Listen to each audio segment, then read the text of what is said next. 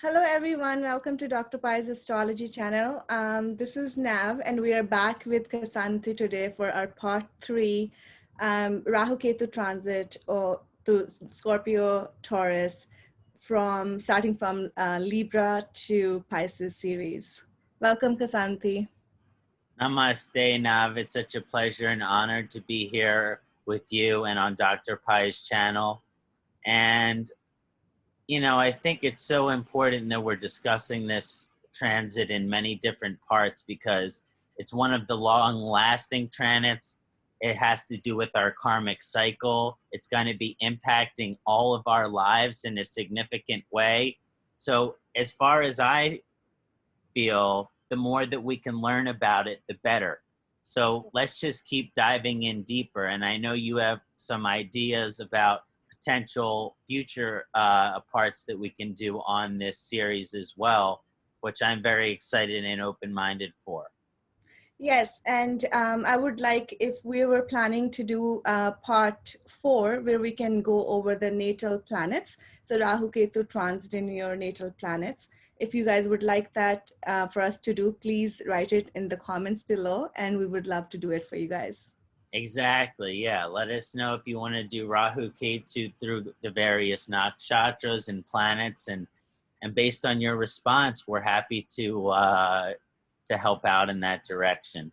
So let's start out with some chanting, and then we'll dive right into the analysis from the Libra Lagna to the Pisces Lagna and how this transit will be impacting them.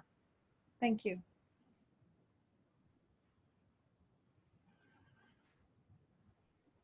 Om Gananam Tva Ganapatim Havamahe Kavim Kavinam Upamastravastamam Jaistarajam Brahmanam Brahmanaspatanaha Srinbanu Tibihi Siddha Sadhanam Vakratanda Mahakaya Suryakoti Samaprabha Nirvignam Kurume Deva Sarvakayeshu Sarvada Siddhi Buddhi Shakti Sahita Shriman Mahaganati Pataye Namo Namaha Nirvignam Kuru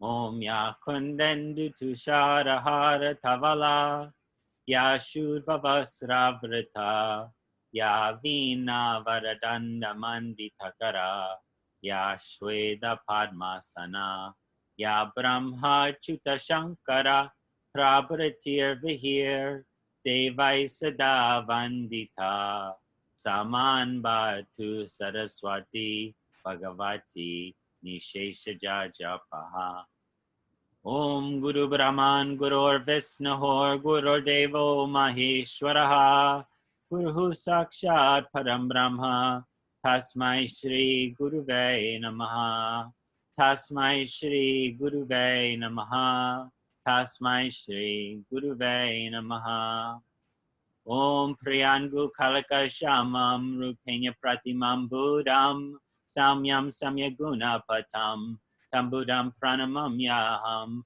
Om Priyangu Kalaka Shamam Rupenya Pratimam Buddham Samyam Samyaguna Patam Tambudam Pranamam Yaham Om Priyangu Kalaka Shamam Rupenya Pratimam Buddham Samyam Samyaguna Patam Tambudam Pranamam Yaham Om Brahm Brim Brahm Sahabudaya Namaha Om Brahm Brim Brahm Sahabudaya Namaha Om Brahm Brim Brahm Sahabudaya Namaha Om Brahm Brim Brahm Sahabudaya Namaha Om Twameva Matacha Pita Twameva Twameva Bandhu Chasaka Twameva Twameva Vijja Dravanam Twameva Twameva Sarvam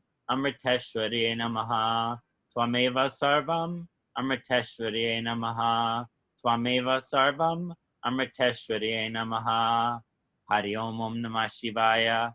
Namaste Nav. Namaste to all of the viewers.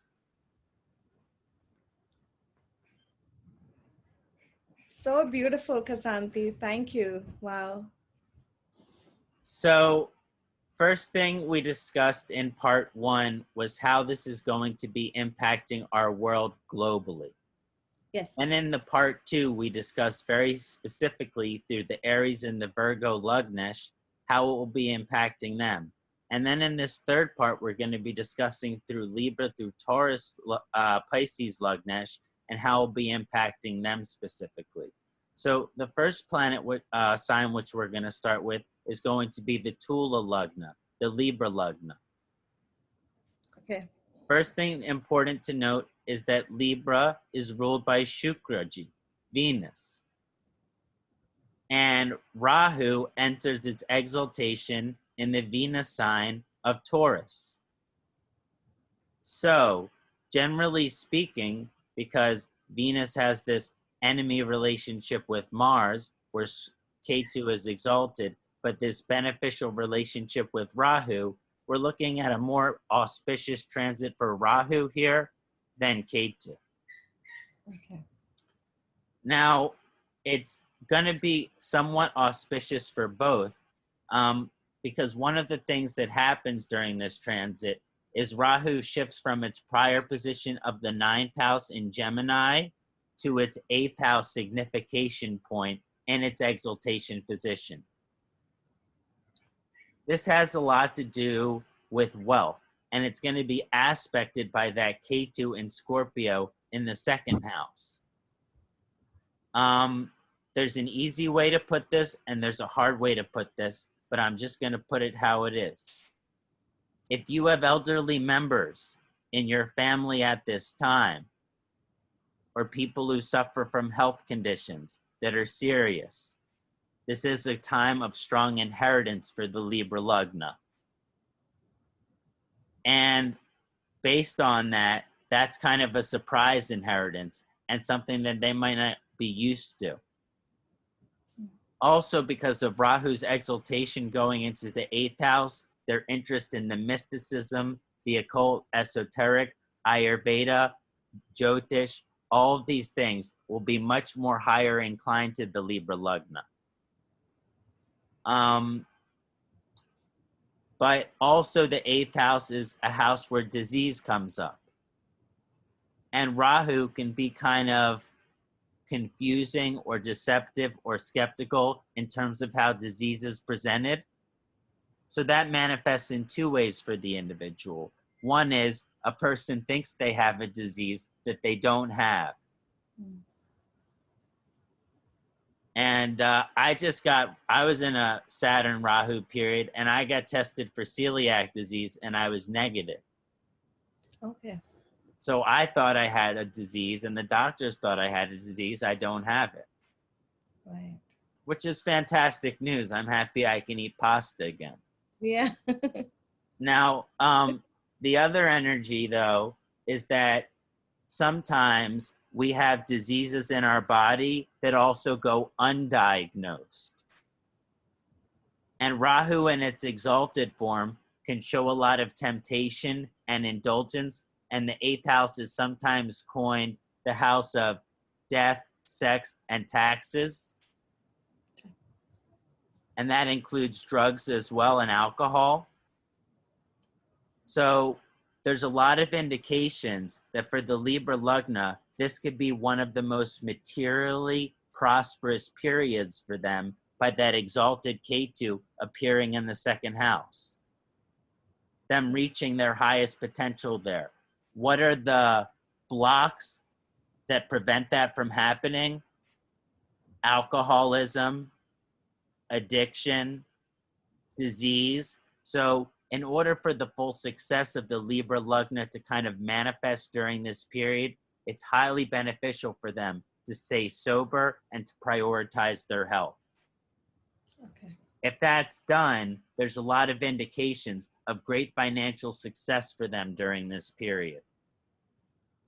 But Ketu in its exalted form falls into the 2nd house, and we know Ketu as the Moksha Karaka. So it's our lack of attachment to money and material things that bring them to us. Right. with Rahu and the Libra Lugna, you focus on the mystical, the spiritual, the occult, the esoteric, the deeper aspects of life, and money should find you naturally. Right. But if you go out there looking for business opportunities, looking for financial opportunities, this could be a troubling period for you. It's much more a period of letting those opportunities come to you. Right. So we talked about the encounter of death and the possibility of that, but that ultimately that shows us our path of moksha as well.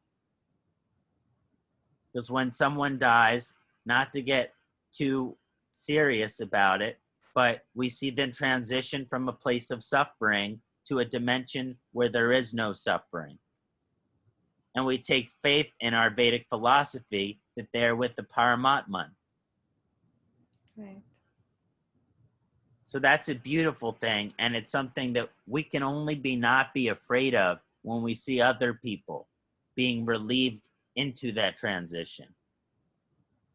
Right. Ketu is also in the second house, the house of food, and what we put into our mouth. So there can be transformations as far as, first of all, culinary expertise. So people can really be diving deep into self-care in terms of, okay, it's not all about eating at restaurants, eating fast food. Let's cook our own food. Right. Let's grow our own food. Because, you know, all the stuff out there, there's lots of pollution out there, not just with the virus, but, you know, it's always best to grow and cook your own food than to go and eat at fast food or some restaurant. And that's something that will be strongly kind of pushed through the Libra Lugna ascendancy as something they'll be experiencing through this transit. Right. Being more mindful with what they're eating or they're putting in their body, more conscious about it. 100%. But because Rahu's also exalted, they'll be tempted towards their old indulgences as well. Right. Whether that's a piece of cake or a couple beers, they have to know that those things are not supporting them spiritually, and from the perspective of the chart, not supporting their family or their material growth as well. Right. So it's kind of like a time of great growth for the Libra Lugna, but it's also a time to sacrifice and compromise certain things that you enjoy. Right. In order for that success to fully manifest. Yeah. So I think that's a nice discussion of the Libra Lugna before we move on to the Scorpio Lugna. Any questions about the Libra Lugna? I think we pretty much covered everything, main points, so we can, move on to Scorpio. Wonderful. Scorpio is especially significant because it's the natural sign that Ketu will be transiting into. So it'll be very exciting to discuss. So the next thing that I would like to discuss is a little bit different. It's going to be when the transit is affecting the Scorpio Ascendant. And the Scorpio Ascendant is going to be very impactful for them because Ketu will be transiting their ascendancy. And this transit of Ketu on the ascendancy is very, very impactful for the overall lifetime of the individual. Because a lot of the other charts, whether you're a Taurus or a Scorpio, the other constellations, they're getting activated. But when it's affected in the first house, it's getting affected for you on a daily basis. So that means you're going to be feeling this transit, if you're a Scorpio ascendant, every single day of this period. Wow. Now, Ketu, as a Scorpio ascendant, is considered in its exalted form. So when that transit starts to happen, everyone's always talking about Saturn return, right? Right.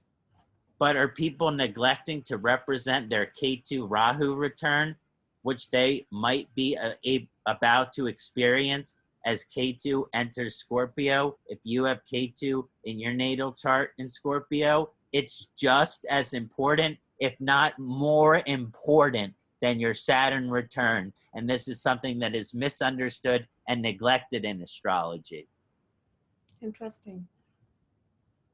So, this Ketu Rahu return affecting the Scorpio ascendancy. Ketu only cares that your potential, your frequency, your alignment is on track. Right. That you're in alignment with your highest potential frequency, with your highest potential growth, with your highest potential gains in this lifetime. It wants you to reach your absolute full potential as a manifestation of a human being in a soul as a human being in this earth. Sounds kind of heavy. Right. Now, what does that mean for the Scorpio ascendant? It means that if you're on your correct path,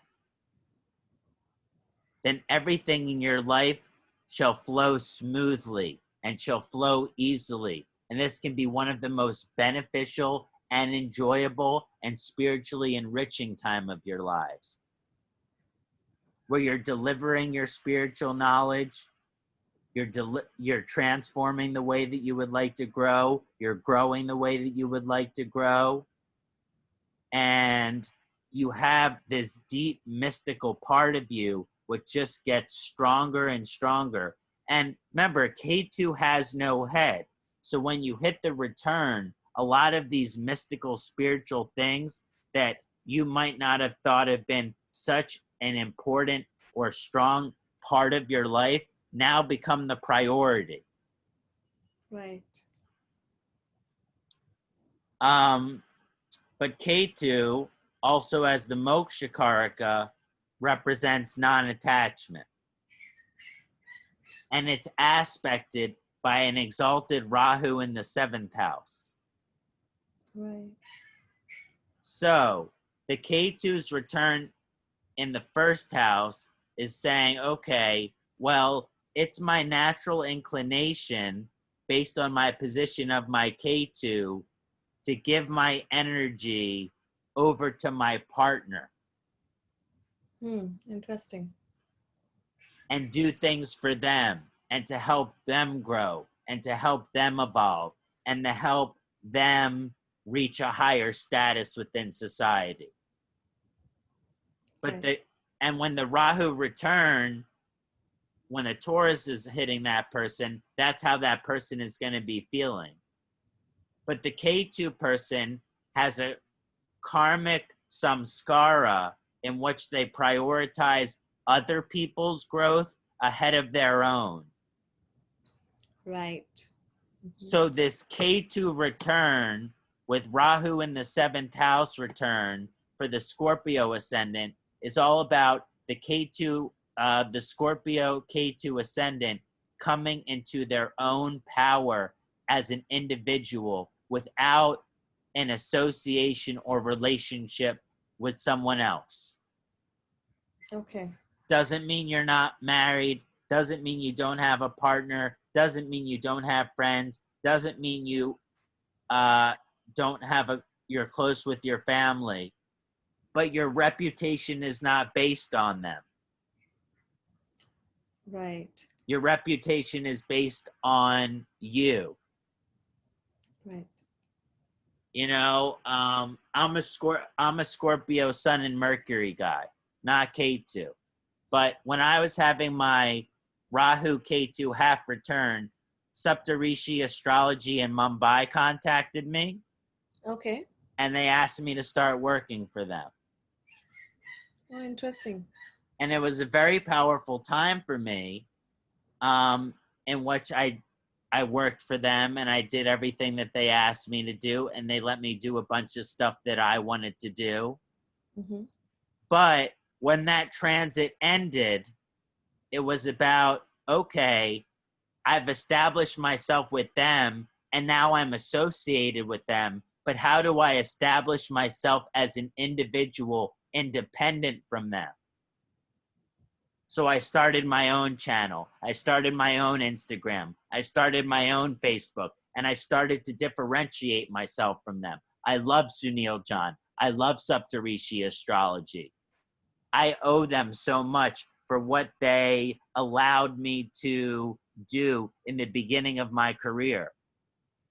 But with that Scorpio vibration, it's all about coming into our own strength and our own sense through investigating and really establishing that self-independence for ourselves, especially if you're a Ketu Scorpio Lagnesh.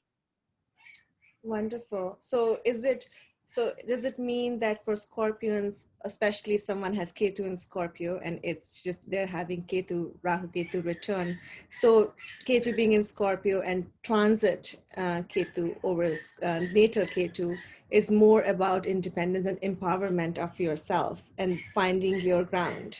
Yeah, and that's a hard thing to break because the samskara of the native is to put other people first. Right. Right. So sometimes they have to create distance between them and others.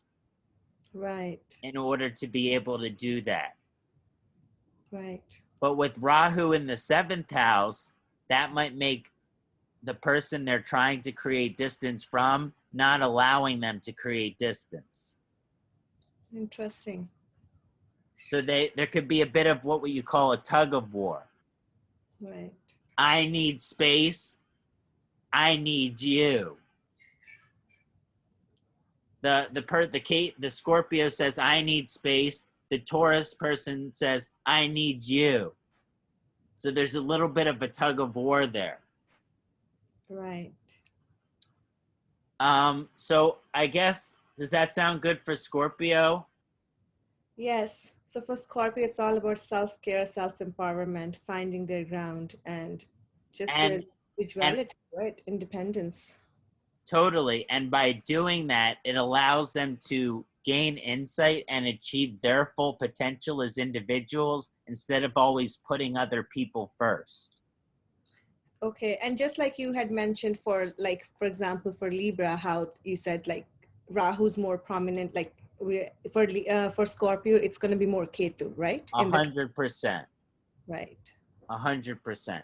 Now, as we move into Sagittarius, we start to notice a very, very strong transit.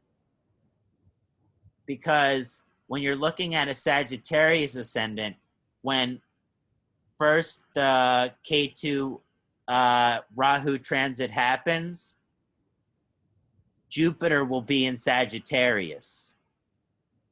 Right. And then it will be joining Saturn. Right. Which we've been used to, but still it has a significant impact. One of the extremely important things about this transit is that for the Jupiter, the ascendant, Jupiter is called Guru in Sanskrit, right? Right. So it's all about like, how can we get to our higher self, especially when it's in Sagittarius. Right. But Rahu, Ketu goes into the 12th house, Exalted in its signification place. And Rahu falls into the 6th house, Upachaya vibration in the 6th house. So for the Sagittarius ascendant, it's going to be more beneficial for Ketu than Rahu,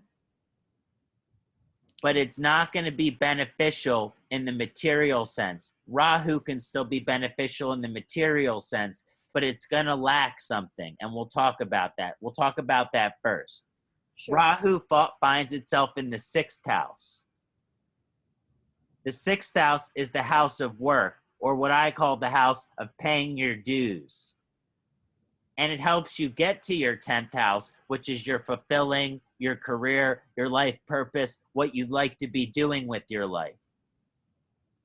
But the Ketu, in its exalted form, in its signification house of the 12th house, the moksha planet in the moksha house, exalted, is going to totally overtake the power of the Rahu. The Rahu here is like an anchor for a ship that wants to sail into outer space.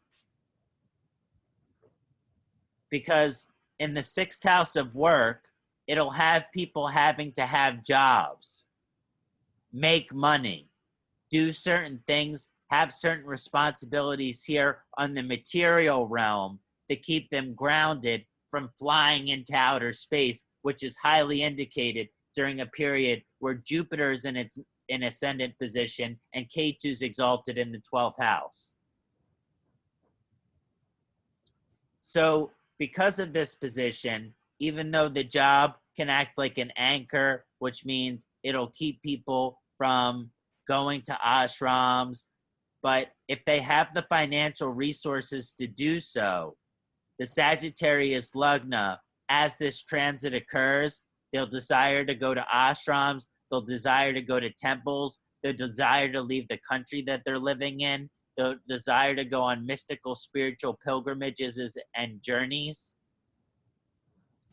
And because Ketu is exalted in the 12th house, they might not be so concerned about the material world anymore. They might be focused on moksha. Right. We've just went through this period where if you're a Sagittarius Lagna, you've learned a lot about, just because of the coronavirus and everything that's been happening, we've all had to face mortality, the concept of death in some sense.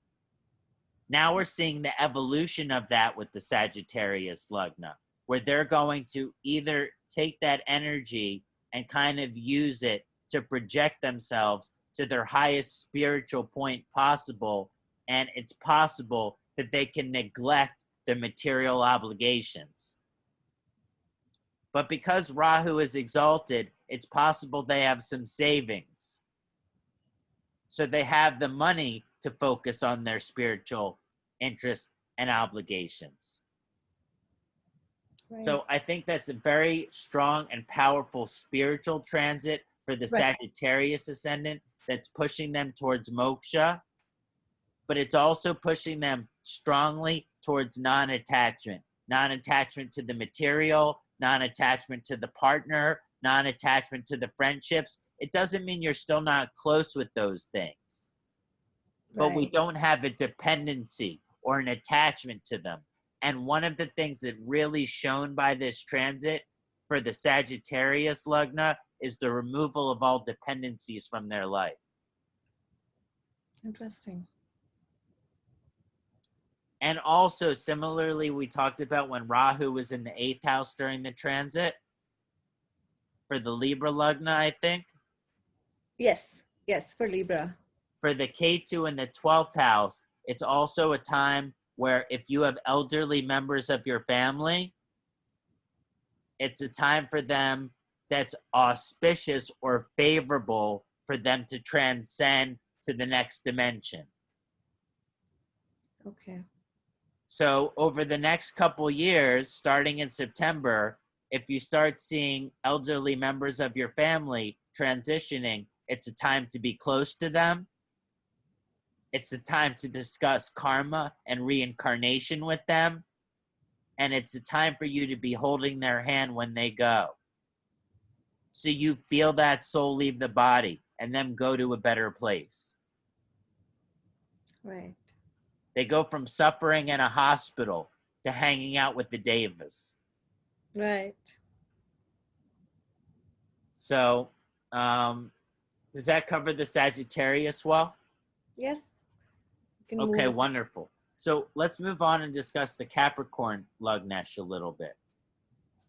Now, this is also very interesting because just like Sagittarius will be in, Jupiter will be in Sagittarius during this transit of Ketu and Rahu, Saturn will be in Capricorn. So also, in addition to having to deal with the Rahu Ketu return, the person's having to deal with their Saturn return. Right. for the Capricorn transit. So this is a very, very impactful and strong period for them. Now, Saturn is much better friends with Rahu than Ketu. Right. Although it's not a real enemy to Ketu, I consider that relationship more to be neutral. Right. But Saturn is very friendly with both Taurus and Rahu. And it's falling into the 5th house. So, Saturn shows delays, right? Kṣaṇāti, the slow-moving planet. But then Rahu is entering the 5th house of children, where it's exalted. So, this could be a time where certain couples have been trying to have kids for a certain period of time, and they've been frustrated because they haven't been able to. Well, here comes the surprise. You're about to have a kid. And there's a lot of indications during this period for the Capricorn Lagna of, if you're trying to have a child, having a child. And if you're not trying to have a child, still having a child. So good news. Good news for Capricorn Lagna. What's that, Nav? I said it's good news for Capricorn Lagna if they're trying or wanting a child. Exactly, and it's surprising news for those who aren't trying. Right. But it could be a great surprise because usually the Capricorn Lagna Ascendant, they have a lot of maturity to them. Right.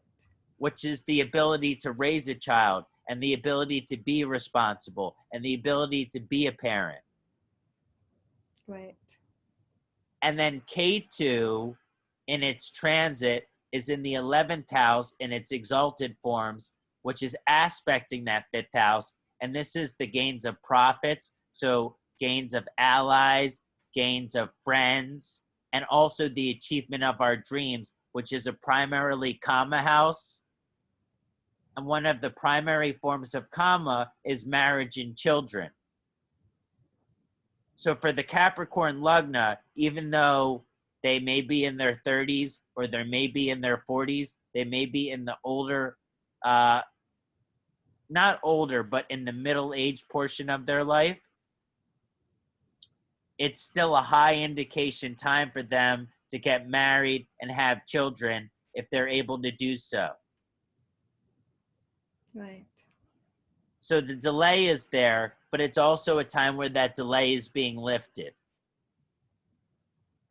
Now, Rahu in the 5th house is also the house of education. And it's a house of spiritual techniques, a house of bhakti. So this could be really opening up in terms of the bhakti, the spiritual vibration of the individual.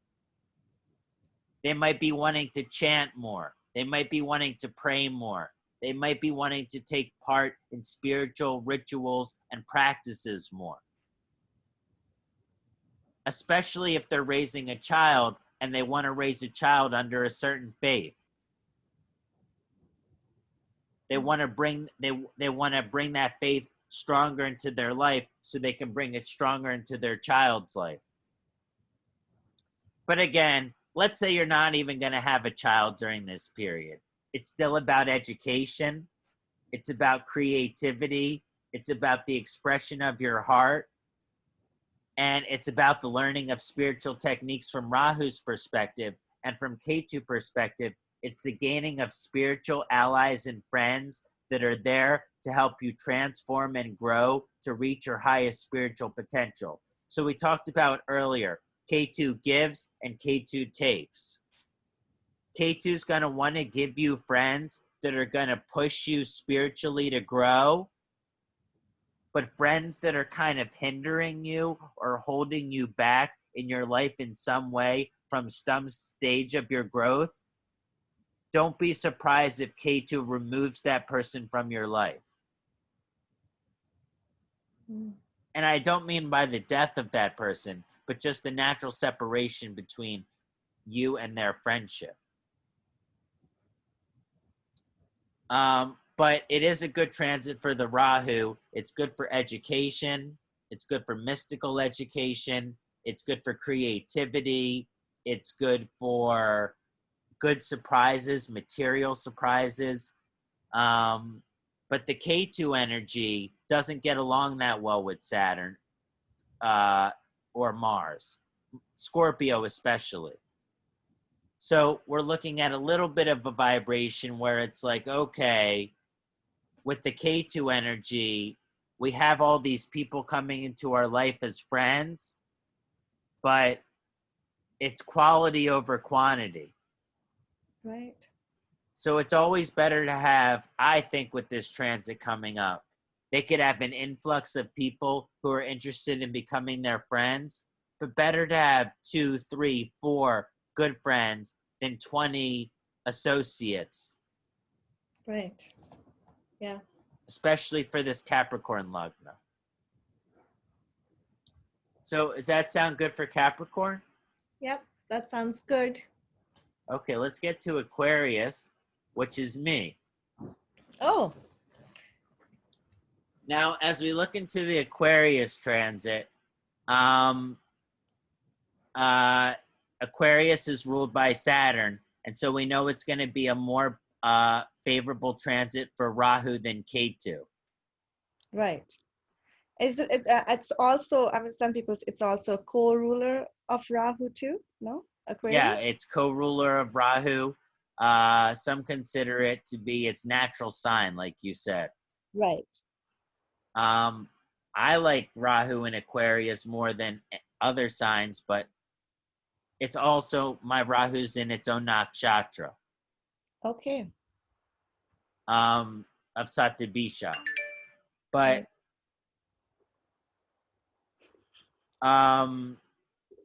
the important thing to understand here is that with this transit of the Saturn rulership and then Saturn going into the 12th house, Rahu entering the 4th house, and Ketu entering the 10th house, for this transit of the Aquarius Lagna,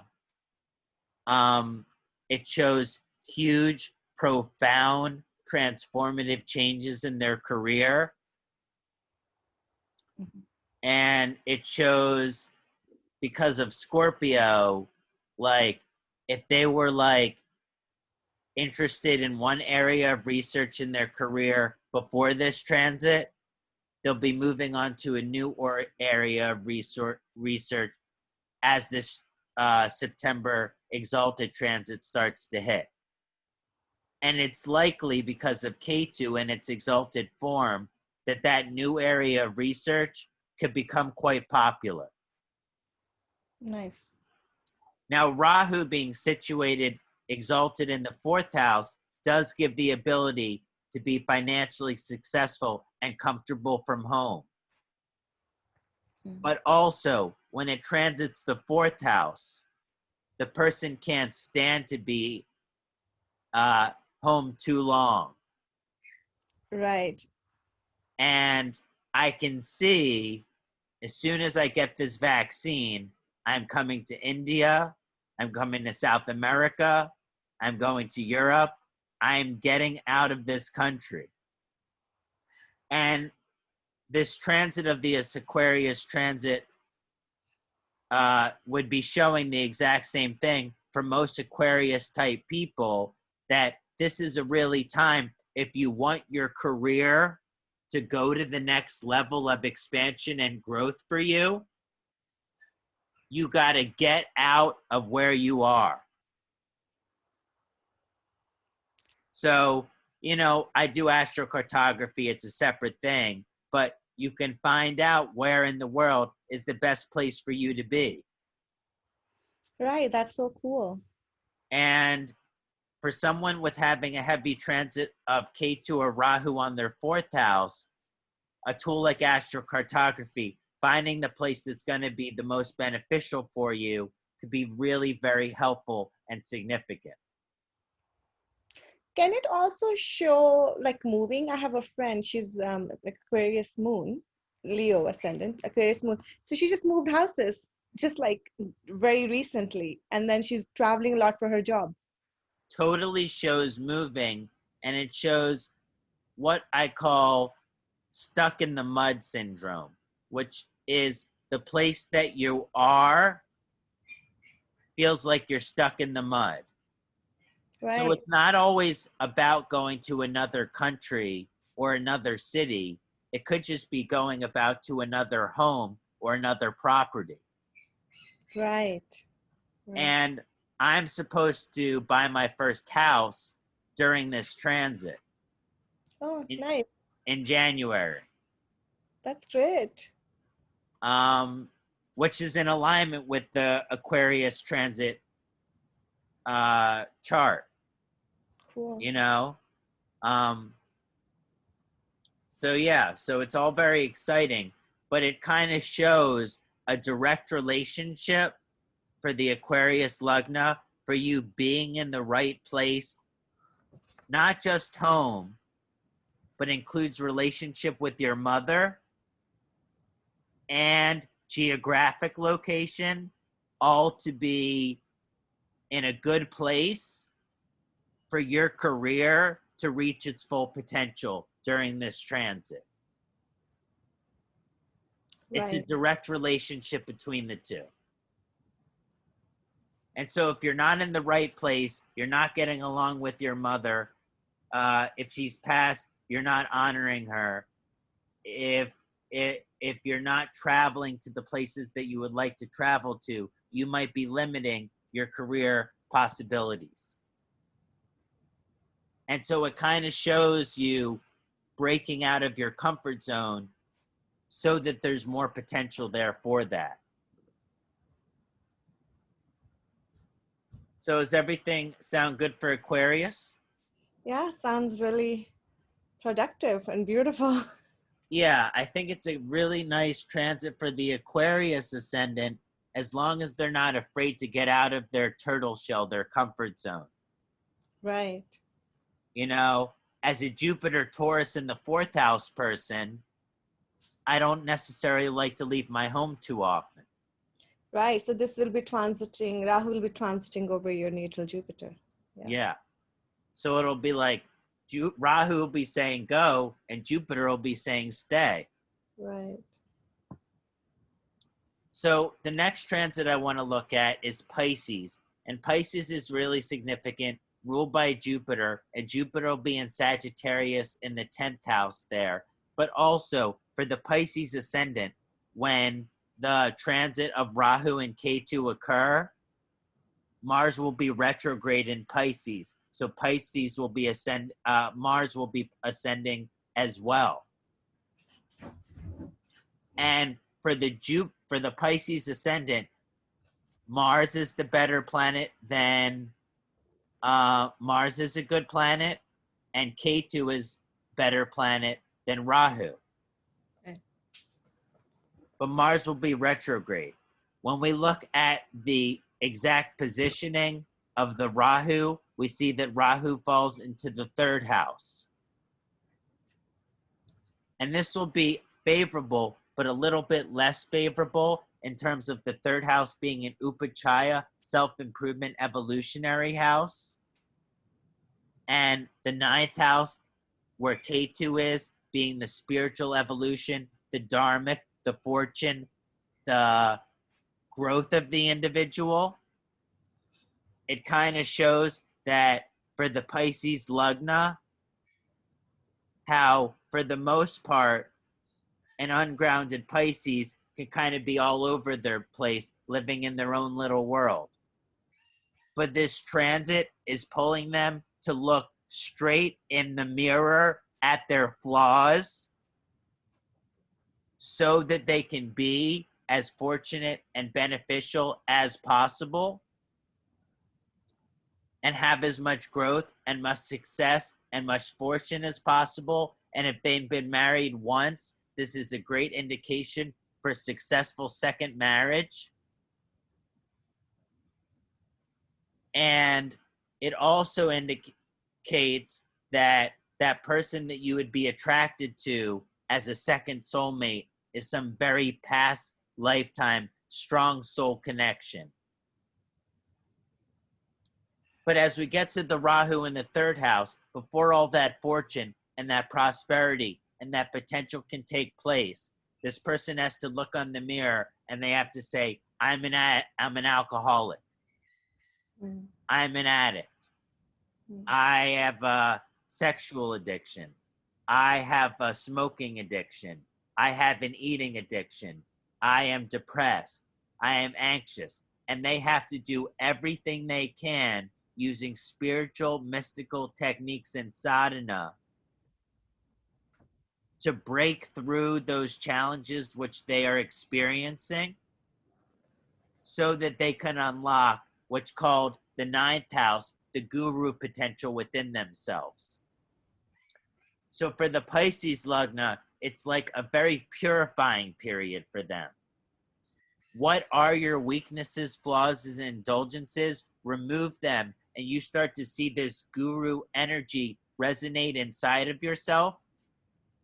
And because Jupiter's in the 10th house of career, you could see that manifesting with success for you in your career and reputation that you leave on this world. So it can be a very positive transit for the Pisces Ascendant, but they have to be willing to look at themselves in the mirror and say, okay, this is my flaw, this is my weakness, and I want to work on that. I want to improve that. Mm. Right. So that covers the chunk of the Pisces vibration. And so we went through Libra through Pisces, and I hope all of our viewers from Nav and Arjun's channel and my channel have enjoyed this publication. And based on your comments, I think there's going to be a lot more to come. And I know Nav and I have some other projects we want to work on together too. And I just want to thank Nav and the viewers and Dr. Pai's channel and the Jyotir Vidya for allowing us to conduct this service to the community. And a special thanks to you, Navjeet. Thank you so much, Kṣaṇāti. Thank you. It's always a pleasure working with you. And thank you for your time and such a deep, profound information that you always bring to the channel. And thank you to all our viewers. Please, I hope you enjoyed the video and gives us thumbs up, and also write in the comments if you guys would like us to make the part 4 for Rahu Ketu transit over your natal planets. And we would love to do that for you guys. I hope you enjoy it. Thank you. Thank you, Kṣaṇāti. Thank you, Nav. Namaste. Namaste. Perfect.